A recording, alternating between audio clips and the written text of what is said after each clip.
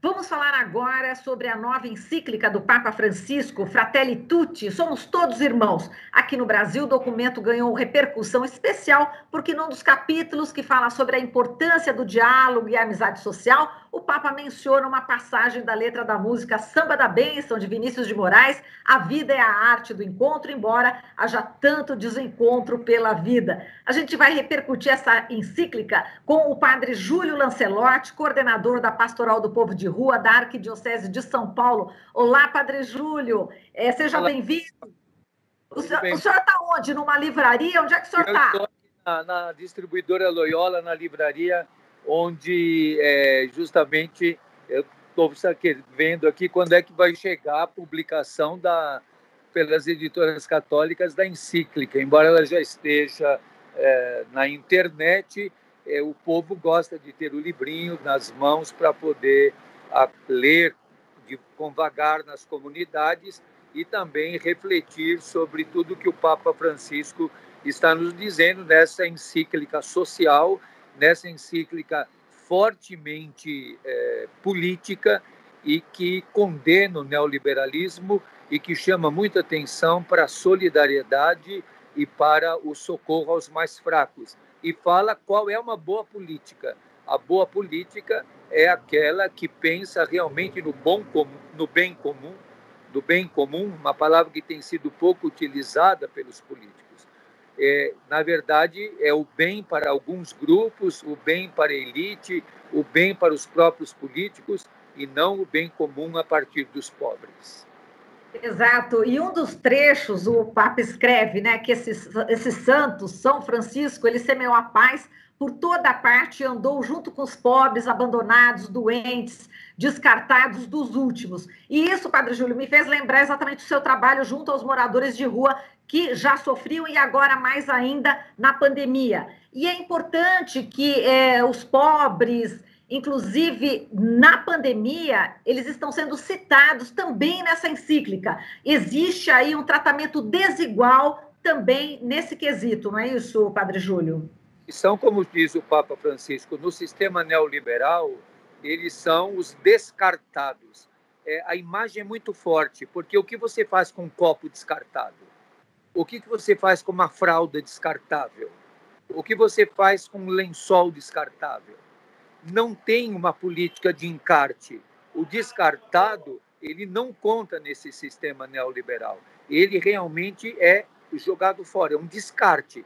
É o descarte que não tem mais nenhuma importância, nenhuma utilidade. E o Papa Francisco vai chamar a atenção de que a mudança também é conflitiva. Ele vai falar do perdão, e ele vai falar que o perdão não é esquecer. Eu gosto muito disso, porque eu falava muito isso. O perdão não é esquecer, é lembrar e não fazer igual.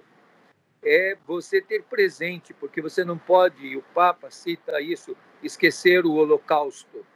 E é interessante nesse sentido, porque aqueles que sofreram o Holocausto hoje fazem o Holocausto do povo palestino.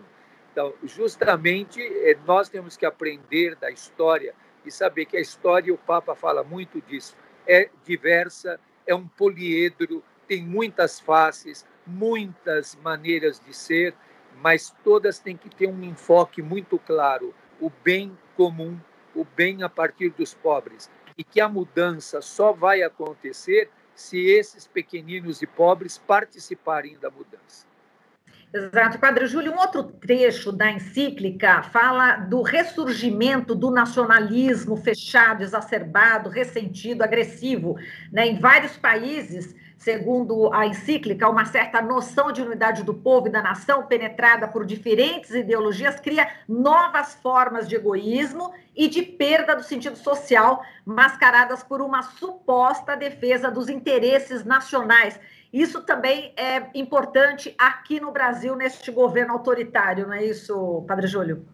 Isso serve para o modelo norte-americano, serve para o modelo aqui do Brasil, mas principalmente o Papa está chamando a atenção para a questão dos imigrantes, para a questão dos refugiados, que os governos do primeiro mundo preferem que eles morram afogados no Mediterrâneo, que eles morram nos campos de refugiados, do que eles sejam acolhidos.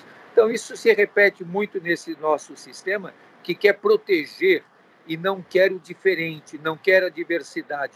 Isso vai para o macro e para o micro. A cidade que não aceita o diferente, que não aceita o morador de rua, que não aceita a diversidade nos seus vários aspectos.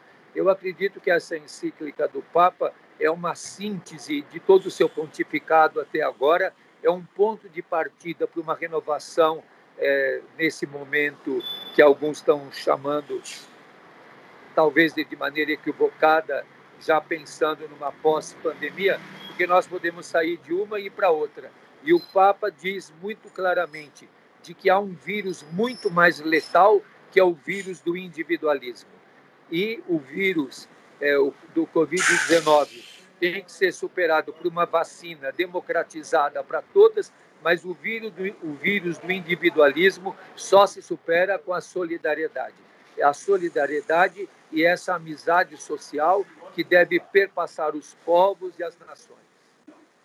Exato, e ele cita também em sua encíclica a questão da polarização, né? Que ele diz o seguinte, que a melhor maneira de dominar e avançar sem entraves é semear o desânimo, despertar desconfiança constante, mesmo disfarçada por detrás da defesa de alguns valores.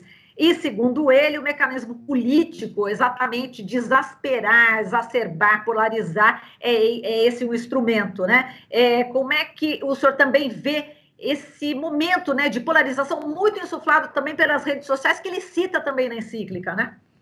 Sim, nós estamos vivendo o grande momento da fake news e o momento em que se usa as redes sociais para destruir, para difamar, para desvalorizar. E há uma arma hoje muito forte que é desqualificar o interlocutor. Não é entrar no mérito da discussão, mas é desqualificar o interlocutor. E isso nós vemos hoje como uma prática muito grande e é uma prática do poder dominante, sem dúvida. E é interessante também, né, Padre Júlio, que ele fala da política, do melhor da política, em benefício de todos. E ele diz que a política deixou de ser aí um debate saudável sobre projetos aí a longo prazo para o desenvolvimento de todos, limitando-se aí a receitas efêmeras de marketing, né? Que o objetivo é destruir o outro. Então, aquela plataforma, aquele objetivo comum está desaparecendo. É um alerta também aos políticos e também uma valorização da boa política, né? O que ele chama da boa política, e isso que eu acho que é muito importante, é o bem comum. O que é o bem comum? Eu tenho falado muito isso, e nesse domingo, pegando uma leitura do profeta Isaías, eu coloquei muito essa questão. A iniquidade e a equidade. A equidade é dar a cada um o que ele necessita. É diferente da justiça, que é dar a cada um o que é seu. A equidade é dar a cada um aquilo que ele necessita. E a iniquidade é dar de maneira elitista, meritocrática, e o Papa aponta muito para essa questão do neoliberalismo, que é fundamentado na meritocracia. E a meritocracia é elitista, é excludente, é a descartável, é o que traz à vida do povo o sofrimento e a completa desqualificação da dignidade da vida. Aí ele manda também um recado perfeito aqui no Brasil em relação ao meio ambiente, né, Padre Júlio? Vou citar aqui um trechinho, o senhor está ajudando a gente a refletir aqui essa encíclica. Ele fala o seguinte, que frequentemente as vozes que se levantam em defesa do meio ambiente são silenciadas ou ridicularizadas, disfarçando de racionalidade o que não passa de interesses particulares. E ele tem um profundo apreço para o meio ambiente, e é importante que seja assim e que isso acabe sendo de uma maneira disseminada na sociedade, né, como um todo, né, Padre Júlio? Principalmente aqui no Brasil, que a gente está vivendo essas queimadas todas, né? Parece até que ele conhece o nosso ministro do Meio Ambiente, né? Parece que ele quis dar um recadinho especial para ele. O Papa fala para o mundo, mas o que ele fala é muito marcado, ele não manda um recado específico para ninguém. Mas é como diz o ditado: se a carapuça serviu, faça bom proveito. E também falando em guerras, também chamou bastante atenção como ele falou dos conflitos todos, e ele diz o seguinte, que a Terceira Guerra Mundial é por pedaços, que a gente já está vivendo esse clima todo no mundo inteiro, né? Tem, já está presente. Isso ele tem falado muitas vezes. Uhum. Exato. E agora, Padre Júlio, eu sei que o senhor está aí numa tarefa já em cima do horário. Conta para a gente, só para a gente encerrar, Padre Júlio, a gente agradece aqui a sua disposição em receber a gente. Então, eu estou indo agora para uma reunião com um secretário municipal, justamente para tratar da questão da Cracolândia. Muito bem, muito certo. Olha, muito obrigada aqui, Padre Júlio, por o senhor ter atendido. Um forte abraço. Eu sei que a sua vida é uma correria, mas foi muito importante a gente poder repercutir com o senhor essa encíclica do Papa Francisco, Fratelli Tudo, que acho que vai ficar na história, né, Padre Júlio? Só para a gente encerrar. Somos todos irmãos. Perfeito. Obrigada, Padre Júlio. Um beijo. Até mais. Nós conversamos com o Padre Júlio Lancelotti, coordenador da Pastoral do Povo de Rua da Arquidiocese de São Paulo. E agora vamos falar com Leonardo Boff, teólogo, filósofo, escritor, também sobre a encíclica social do Papa Francisco. Bom dia, Boff. Prazer em recebê-lo. Bom dia para você, Marilu. Vamos conversar sobre a encíclica, que é fantástica. Já fantástica mesmo. Vamos falar isso. E, Boff, o Padre Júlio, a gente pode dizer que que seja o exemplo, né, que encarna essa encíclica na prática, né, quando vive aí a dor dos moradores de rua, tenta, com a sua ação, transformar a realidade dessas pessoas e, por isso, está sendo, inclusive, ameaçado de morte, né? E o Fratelli Tutti, somos todos irmãos, é isso, né? Aponta caminhos para construirmos um mundo melhor, Boff. Olha, eu quando li a encíclica, tem uma parte que é sobre a política da ternura. E eu logo pensei, é o padre Júlio Lancelotti descrito aqui. Ó. Eu vou ler o texto do Papa. A política da ternura aos mais pequenos, aos mais débeis, aos mais pobres, eles nos enchem a alma e o coração. Sim, são nossos irmãos, e como tais devemos tratá-los e amá-los. A ternura é o amor que se faz próximo e concreto. É o movimento que vem do coração, chega aos olhos, aos ouvidos e ao coração. Isso aqui é a descrição da prática do Padre Júlio, gente. Então, essa encíclica, Marilu, para mim significa uma revolução de rumo, uma revolução paradigmática. Porque a nossa cultura se rege pelo paradigma dominante, que é a dominação, o poder como dominação sobre os povos, sobre a natureza, sobre a mulher, sobre as classes, sobre a vida. E ela levou esse impasse da natureza, que ele chama as sombras densas. Contra isso, ele propõe a fraternidade, não o dominus, o dono, mas o frater, o irmão. E uma cultura baseada na fraternidade e no amor social. Então, é uma mudança total, e ele diz claro isso. É um novo rumo, e agora não temos alternativa. Ou nos salvamos todos, ou então não temos solução para nós.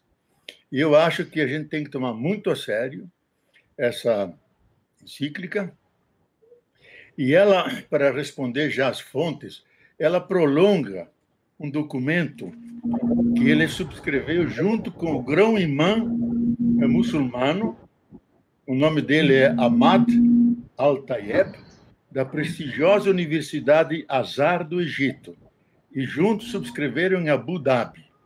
Ele quer prolongar esse documento, e diz claramente isso.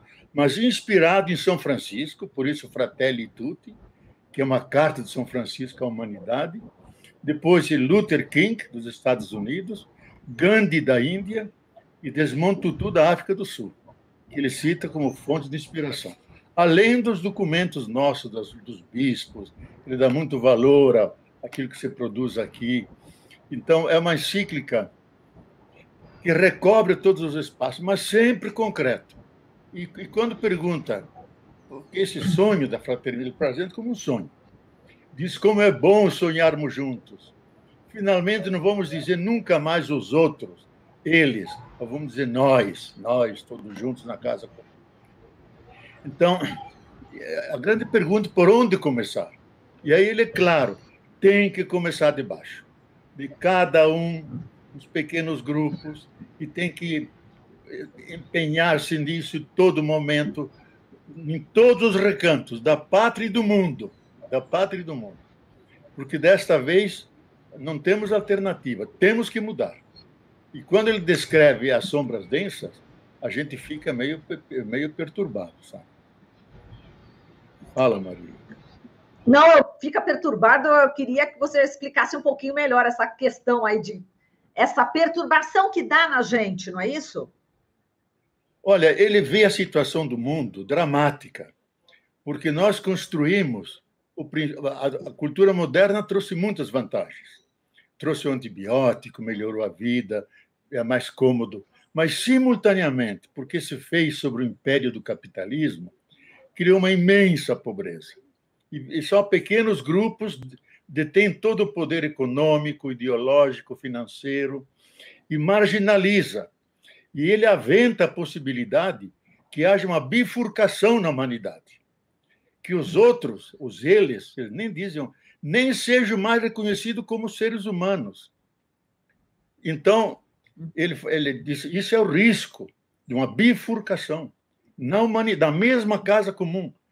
Eles ficam com toda a casa e 2/3 da humanidade num cantinho amontoada, como em tijolo, sabe? Então, face a isso, ele propõe esse amor social, que congrega as pessoas, todos irmãos, e isso é um dado, e aí a solidariedade diz que está dentro de nós. E, para isso, ele evoca o princípio esperança. Temos que esperar. E a esperança está em todas as pessoas, pouco importa as circunstâncias de pobreza, riqueza, no passado, hoje, sempre está dentro do ser humano. Então, ele entende a esperança, como esse grande filósofo Ernst Bloch entendeu, não como uma virtude, mas como um motor que está dentro de nós, que nos faz sempre sonhar, levantar, caminhar, nunca desistir. Essa coragem, ele chama a esperança, e o moderno pensamento diz isso, é princípio esperança. É uma fonte que sempre está borbulhando água.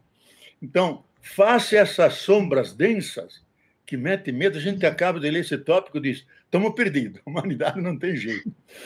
E ele diz, não, temos que esperar, o ser humano tem a força de Deus, tem a nossa inteligência, temos a boa vontade. Se nós mudarmos de rumo, nós vamos criar a grande casa do nós. Então, o amor e a solidariedade e a fraternidade, todo mundo irmão e irmã, porque a natureza nos fez todos participantes e coloca junto a natureza, como São Francisco, todos, também as plantas, os animais, a natureza, são todos irmãos. Então, na casa comum é a humanidade mais toda a natureza. Então, é uma visão que assume um pouco a Laudato Si, que é essa visão ampla, integradora, e, ao mesmo tempo, ele afunila para a questão social e política. Ele faz uma crítica dura ao capitalismo, ao mercado, diz, é uma ilusão a fé do mercado, que acha que tem uma solução para tudo. É um pensamento pobre, rude, que aplica em todas as circunstâncias a mesma solução, pouco importa as mudanças do mundo, sempre repete o mesmo. Então, ele derruba o mercado, em função da sociedade, que são todos irmãos e irmãs reunidos, criando juntos o bem comum, que é uma categoria que foi jogada no limbo. Aqui se fala dos interesses comuns, ou individual ou corporativo. Não se fala dos interesses gerais da sociedade, que seria o bem comum. Ele resgata aquilo que é próprio das encíclicas sociais, que é o bem comum, e a política é a construção comum do bem comum. Todo mundo criando isso, colaborando. Ele resgata isso. E contrapõe a política hoje, a economia política, que é sem alma, feroz e perversa, porque assassina, mata a vida da natureza e a vida humana. Então, ele não mede palavras, ele é sincero, como sempre, mas, ao mesmo tempo, ele procura resgatar o que de bom existe, até resgata algumas coisas boas do liberalismo, embora condene, porque incentiva o trabalho, a pessoa se mexer, criar o seu negócio, etc. Então, é uma encíclica fantástica. Quer dizer, eu acho o seguinte, ele fez a parte dele, agora cabe a nós não deixar que o sonho vire sonho.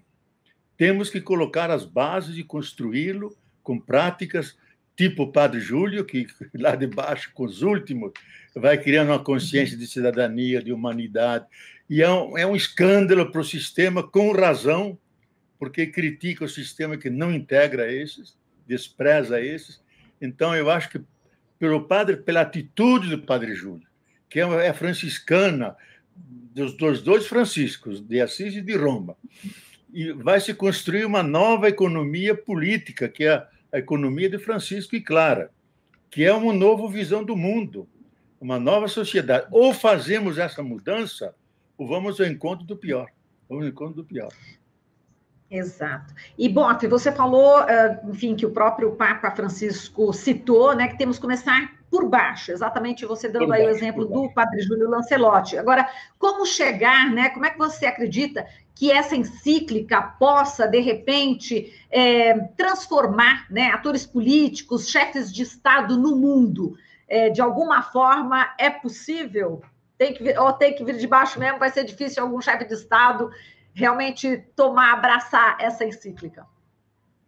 Olha, Marilu, eu acho que é uma espécie de vazio na encíclica, porque ela é muito detalhista, porque qual é a transição de uma cultura industrialista, individualista, para uma cultura da promoção e preservação, cuidado de toda a vida, solidária?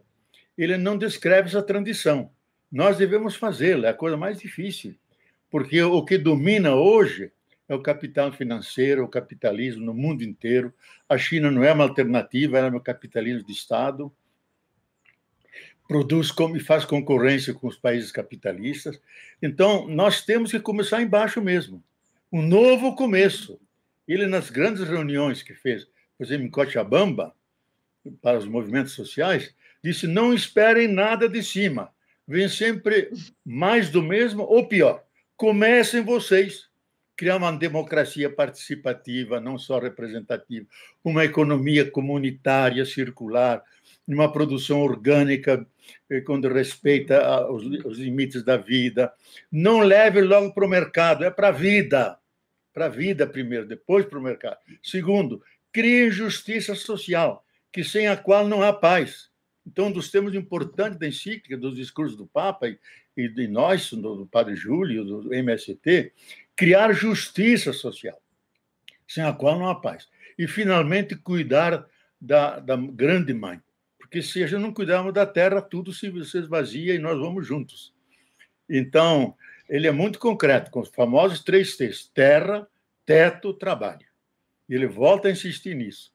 Teto, porque não somos animais, temos que ter abrigo. Terra, para a gente habitar, trabalhar e produzir. Trabalho, porque vai construindo a vida. Você não ganha de cima. Você mesmo colabora para que todo mundo possa dizer pão nosso. E, simultaneamente, pode dizer Pai Nosso. Só unindo Pai Nosso com Pão Nosso, podemos dizer amém. Senão, não estamos na herança de Jesus. Sem dúvida. E, Boff, só para a gente encerrar aqui, a gente vê desaparecer 1/3 do Pantanal por conta dos incêndios, muitos criminosos. E desaparecer 1/3 dessa mata, dessa fauna, dessa flora, dói muito no coração. E parece que essa encíclica faz um alerta e cabe direitinho, não só em outros países, mas muito aqui no Brasil, não é isso, Boff? Olha, eu acho que o Papa pensou muito no sínodo Querida América, porque ele refere a isso. E eu acho que se São Francisco estivesse hoje, estaria chorando sangue, não só lágrimas, vendo a natureza, os animais, os pássaros fugindo e sendo queimados, a floresta amazônica, que é o grande pulmão do mundo, porque ela nos dá oxigênio para respirar e tem toda a biodiversidade, está sendo derrubada. Os cientistas disseram que se chegar a 20% a 30% do desmatamento, não tem mais retorno. ela vai virar uma grande savana. Não devemos esquecer que o Saara, há 20 mil anos atrás, era uma espécie da Amazônia. O rio Nilo desembocava no Atlântico. E houve mudança de temperatura, os caçadores foram matando os bichos grandes, as preguiças, fazendo cultivos. E quando só aparecia areia, desapareceu a floresta, hoje é o maior deserto do mundo. A Amazônia está no nível do deserto do Saara. Se nós não cuidarmos, o solo não tem fertilidade, as árvores se sustentam em enraizamento entre elas. São 30 centímetros de humus, depois vem areia. Por isso que eles fazem 2, 3 colheitas e acaba, vem areia. Então, a gente tem que cuidar da Amazônia, para o futuro da vida da humanidade, porque ela recobre 9 países, então é o grande pulmão do planeta Terra, equilibra os climas de toda a parte do sul do Brasil e da humanidade, a umidade que circula. E se nós perdermos isso, nós estamos cometendo um crime contra a humanidade, Então, temos que preservar, e o Papa faz muito apelo a isso. Tá bom. Perfeito. Bom, Boff, eu quero agradecer demais aqui a sua presença, muitíssimo obrigada por compartilhar conosco todo o seu estudo, que eu sei que você ficou horas e horas e horas debruçado nessa encíclica, mas muito obrigada mesmo por traduzi-la aqui aos nossos ouvintes, telespectadoras e internautas. E, forte abraço, hein? Deixa que quero apresentar um livro que eu escrevi sobre o coronavírus da Mãe Terra. A Mãe Terra contra-ataca a humanidade. E no meu blog, no meu site, tem um artigo longo sobre Fratelli Tutti, uma revolução de paradigma, do dono para o irmão, do dominus para o frater. Pode entrar lá, leonardoboff.org, vocês têm um estudo bem detalhado sobre isso, que completa a nossa conversa aqui. Não, com certeza. E você já está escalado para uma próxima entrevista para falar do livro, pode ser? Pode, lógico. Eu quero apoiar todo o movimento de vocês, porque vocês estão unidos ao povo ali, lutando. E, olha, dê um grande abraço ao Padre Júlio, que eu tenho. Eu sou devoto, todo domingo eu assisto à missa. E ele não é só um grande pastor, é um grande conhecedor da teologia e da exegese. Eu vou escrever isso no Twitter. Eu, que sou teólogo e também exegeta, que estudei muito isso, vejo que atrás daquelas falas dele tem muita reflexão, muito estudo. Então, eu e a Márcia sempre seguimos aquela missa devotamente, a homilia dele é imperdível. Ele não deve nunca deixar de ter essa missa, mesmo quando a pandemia passa, porque há milhares de pessoas, nós fizemos propaganda no Brasil inteiro, que seguem a ele, assistem a missa com ele, fazemos comunhão com ele. Diga isso a ele, insista, viu, Marília? Insista muito. Com certeza, com certeza. Vamos enviar aqui esse link dessa entrevista. Muito obrigada, Boff. Um grande abraço para você, para a Márcia. Dê um abraço para o Júlio também. Obrigado. Tá ok. Obrigada. A gente falou agora com o Leonardo Boff, teólogo, filósofo e escritor. Você está ouvindo Jornal Brasil Atual. As notícias que os outros não dão.